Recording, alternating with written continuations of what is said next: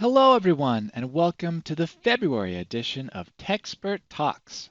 I'm Troy Rainey, and I'll be your host for today's session. Today's presentation is Top 5 Things to Know About Qlik Reporting Service with Ayaka Hanazono. Ayaka, why don't you tell us a little bit about yourself? Hi everyone, I'm Ayaka. I've been with Qlik for 10 years now. My focus area is QDA connectivity and Qlik Cloud. I'm a team lead for Sydney and Tokyo support team. Okay, great. Today we're going to be talking about what the reporting service is and what it does, how to get started, especially understanding the requirements, limitations, and Ayaka is going to go through a demonstration of how to configure the reporting service, show us how to actually make some reports, and especially demonstrate how to troubleshoot any common issues that someone might run into when getting started. Ayaka, for those of us who are kind of new to reporting service, what is the Qlik reporting service? Okay, Qlik Reporting Service is a new report distribution capability in Qlik Cloud. It generates multi-reports in PDF format. Okay. Qlik Reporting Service is also available as public APIs. Having said that, Qlik Cloud already has other reporting or sharing features such as subscriptions to charts and sheets, or even manual download. But with Qlik Reporting Service, now you can automate the report distribution process. Very cool. And what's the difference between the reporting service and NPrinting? Okay, NPrinting is on-premises product, while Qlik Reporting Service is a Qlik Cloud feature. You need to have Qlik NPrinting as a separate product besides QlikSense or QlikView. Oh, right. And the reporting service, is this a part of application automation? Yes, Qlik Reporting Service is one of the API connector in the Qlik application automation platform. Okay. Also a recent addition to Qlik Cloud, and it provides an interface where you can build automated workflow. No coding is required. You can build automation by building blocks. Ayaka, how should one get started? As I mentioned earlier, Qlik Reporting Service is a cloud feature. Qlik Cloud has two offerings, QlikSense Enterprise SaaS and QlikSense Business. Okay. And Qlik Application Automation and Qlik Reporting Services are only available in QlikSense Enterprise SaaS. So if you are on free trial, I'm afraid that you don't get to try this capability. Okay, so is the reporting service free? You don't need an additional license, and you can create up to 5,000 runs per month. Okay. But of course, if you require more runs, the number can be increased with the additional license. And a run is the run of an automation? Yes, correct. And what's different about Qlik reporting service? The biggest difference of Qlik Reporting Service is that you can send reports to users who are not Qlik Cloud users. That's cool. Yeah, you can even reach out to people outside of your organization, so you can share your Qlik experiences with partners and customers. So does that mean you send it to a user's email address? You can certainly send to a user's email address, but also Qlik Reporting Service will store a copy of the reports in one of your favorite public cloud storage, such as Dropbox. Okay. Please keep in mind that once the reports are generated, you can share it with anyone. Make sure those recipients have permission to view the content. So because you can send those reports to anyone, you need to make sure that person you're sending it to is allowed to see the report. Yes, that's correct. That makes sense. Can you show us how it works? Sure, let's move to a demonstration. Okay, so we're looking at your QlikSense SaaS hub. Now, I know all reports come from apps and the information they show. So inside this app, where should we start? First thing, you want to check the sheet size. Okay. So go to the sheet and edit sheet. Okay, so I see we're 124 by 1280. What's important to note here, like that it's landscape versus portrait, or is there a certain size that's best practice? Yes, and this size is for 8.5 by 11 letter size and converted in pixel. Okay. You can easily check the outcome by using download sheet as PDF. All right. So that generates a preview for you. Exactly. In paper size, you're going to use a letter size, and orientation will be portrait. Okay. So you can verify before running through all the automation. Okay. And so reports are basically a print of what you see on a sheet. Exactly, yes. Okay. What else on the sheet can affect reports? Another thing, the reports are generated based on your public sheet. So you need to make sure you make a public. That's an important detail because all the other sheets you had there were just private. Right, report won't be generated based on your personal sheets. So make sure your reports are on the public sheet section. Okay. If someone tried to create a report on a private sheet, would it let you and generate an error, or it just wouldn't let you at all? If you don't have any public sheet, it will generate error. Okay. So you'd get to know. So is this app ready to make a report? So yes, it's now app is ready. So you can start to make an automation. Okay. So you can go back to Qlik Sense Hub and go add new and click new automation. Okay. I see there's a lot of templates there. Is there a template for reports? Yes, there are. Scroll down to the bottom. You see several reports related templates. Okay. And if you click details, you see a pre-configured workflow. Cool. This one has a community article link. You can have step-by-step instructions as well. Yeah, that's great. A lot of additional detail on how to work through that template. That's very nice. All right, so assuming that's the template that we're looking for, or that's more or less what we want to try to do, how do we get started using that template? Yes, once you decide which template you want to use, you just hit Use Template. Okay. And the workflow will appear on your canvas.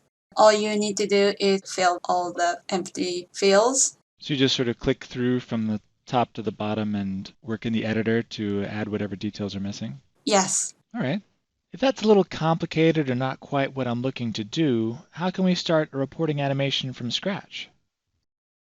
Okay, to start from scratch, go to Add New, New Automation. Okay. Here is a blank automation template. Go ahead and use this. All right. And first, you're going to name your automation and hit Save. Okay. And this is a canvas at the center. On the left, you see Qlik Reporting and its connector block.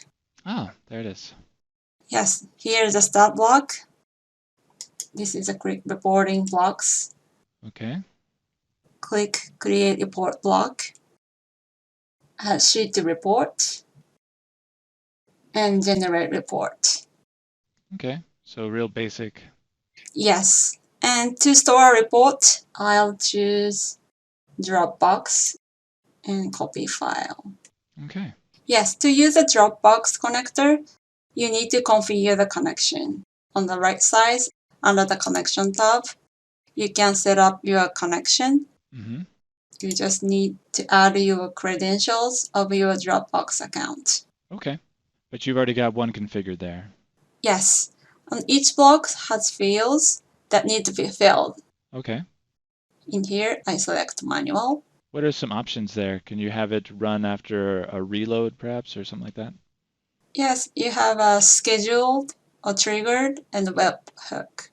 Okay. In the next block, a create report, you're going to add app ID. This has a do lookup function, so you don't have to type in your app ID. Yeah, because nobody knows those.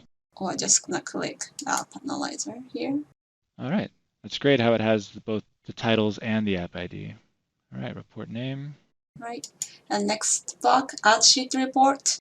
You need to add sheet as well, but this is the same. You just do lookup and find the sheet you are looking for.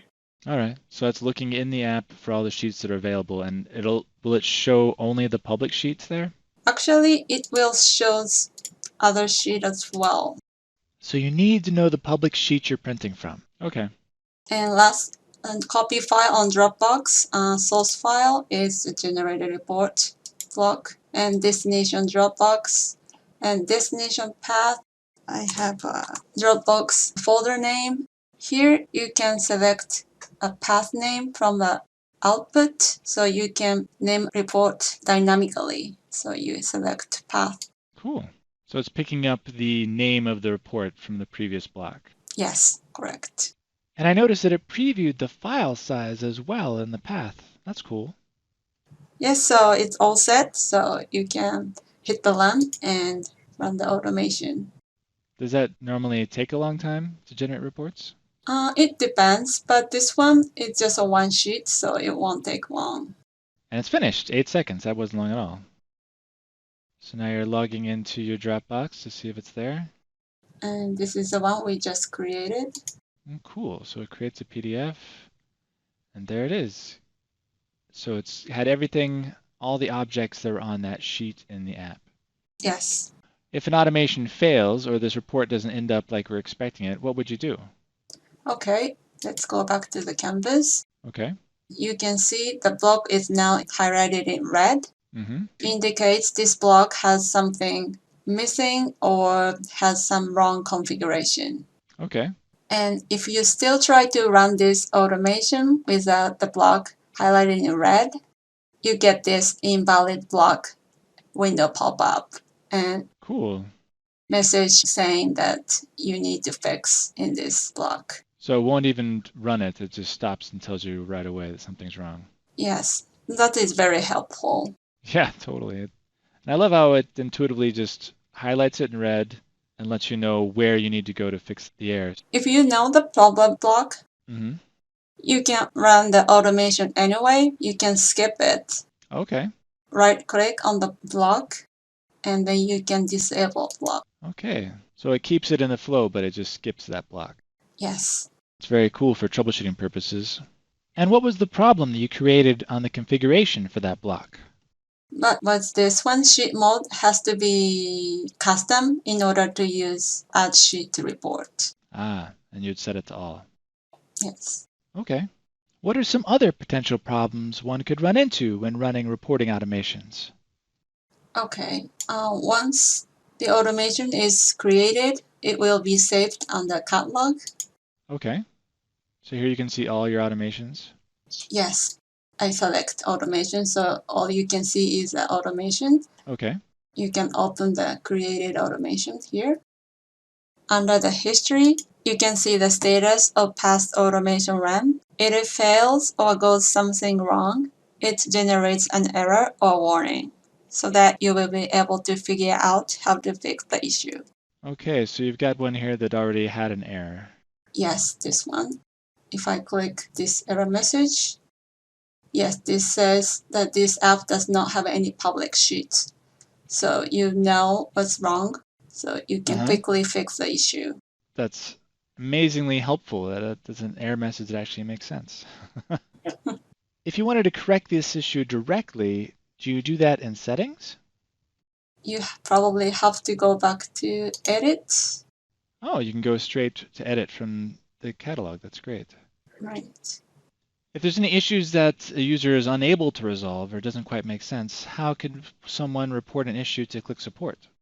In order to submit the case to support, we ask to do a basic troubleshooting to make sure if the issue is about the product. You can review one of our community articles. Okay, so here we've got an article specific to Qlik application automation. Yes, to investigate each automation run, we need automation ID and job ID to analyze further. You can find an automation ID in the address bar of your browser. Is that long string? Yes, this is automation ID. Okay. And job ID will be displayed here. Okay, so that link right there would have everything. It has the job ID and the automation ID. Okay. Right. Are there any limitations we should know about? There's some things that Qlik reporting can't do? Yes, there are some limitations around Qlik reporting service, such as number of fields, sheets, or size of image. Does anything stand out to you as something people might run into or they need to understand? So the file size for email attachment is 40 megabytes. So if you cannot send it to recipient, make sure it's under 40 megabyte. Right. That's a good thing to be aware of. Okay, now it's time for Q&A. Please submit your questions to the Q&A panel on the left side of your ON24 console. Ayaka, which question would you like to address first? Okay. Is it possible to see the file size of a report? That's a good question. Actually, you can see the file size in the JSON format, the API's response. Okay, so from the editor, you're able to see that? Yes, you hit the Dropbox block and you can see the output here, and then you can find the file size. Ah, This is a bytes, so this is approximately 620 kilobyte. cool. That's nice that it tells you that right there. What's the next question? Okay. Is it possible to monitor how many times a report is downloaded? I guess this would be up to the cloud storage, such as Dropbox, whether it has some kind of capability to track the number of downloaded. Okay, that makes sense. Next question. Okay, how does this compare to NPrinting? So NPrinting is its own product and very fully developed, but this Qlik reporting service is for Qlik Cloud, so it's different on that point of view. Right. They are very different. And NPrinting, like you can edit the reports, put very specific charts in there and objects, but this is pretty much printing a sheet. Right, and then at the moment it only generates PDF format, while NPrinting has all other format variations. That's right. Good point. Okay. Next question. Does this work with QlikView? Not currently supported. All right. What else do we got there? Can any app be used to generate a report? Yes. Does it need to be in a shared space or anything like that? It doesn't limit it to a personal space, Just a public sheet. just public sheet, yes. Okay. Next question. Can this be added to an in-app button so that users can trigger the generation of a report from download themselves? Ooh, that would be cool. Yes, you can trigger the automation by using a button object in the QlikSense app. Okay. Is there anywhere we can find some information about how to do that? Yes, there should be a video online to show you how to implement the object. Okay. Cool. See if we can track that down and include that link with the recording. Next question. Okay, how can you preview the report before it's generated?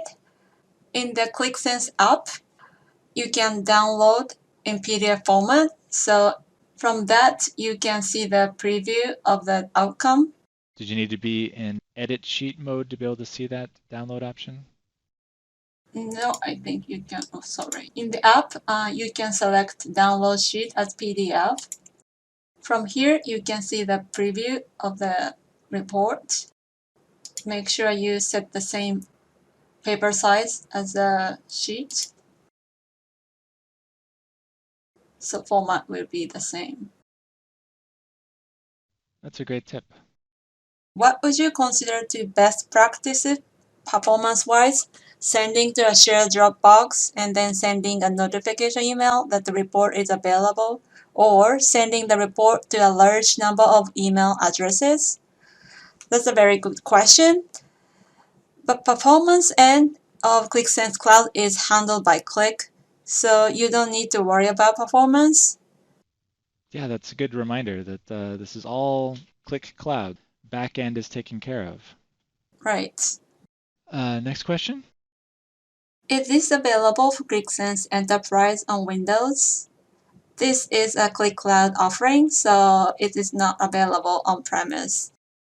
And that would include Qlik application automation as well, right? Right, Qlik application automation and Qlik reporting service are only for Qlik Cloud offering. Okay. Next question. How do I assign someone the rights to generate reports? Everyone who has access to tenant is able to create automations and generate reports. Okay. Is it possible to change the colors in charts on the report to be slightly different from what is displayed in the app? Now the report is generated from the app, so if you want to change the color, you have to change the app's charts. That makes sense. Okay, Ayaka, we have time for one last question. Okay. Is adjusting the font size or resolution of a report possible? At the moment, it's on the roadmap, so it's not possible, but font size would be different in each chart, so you can take advantage of a current visual elements. Right. So whatever you can do in the app on the sheet will be reflected in the report. Right. That makes sense. Okay, well, thank you very much, Ayaka. This has been very helpful for people. Appreciate you coming on. Yes. Thank you for joining us today. Hope it helps, and see you in the community. Okay, great. Thank you, everyone. We hope you enjoyed this session. Thank you to Ayaka for presenting. We appreciate getting experts like Ayaka to share with us. Here is our legal disclaimer. And thank you once again. Have a great rest of your day.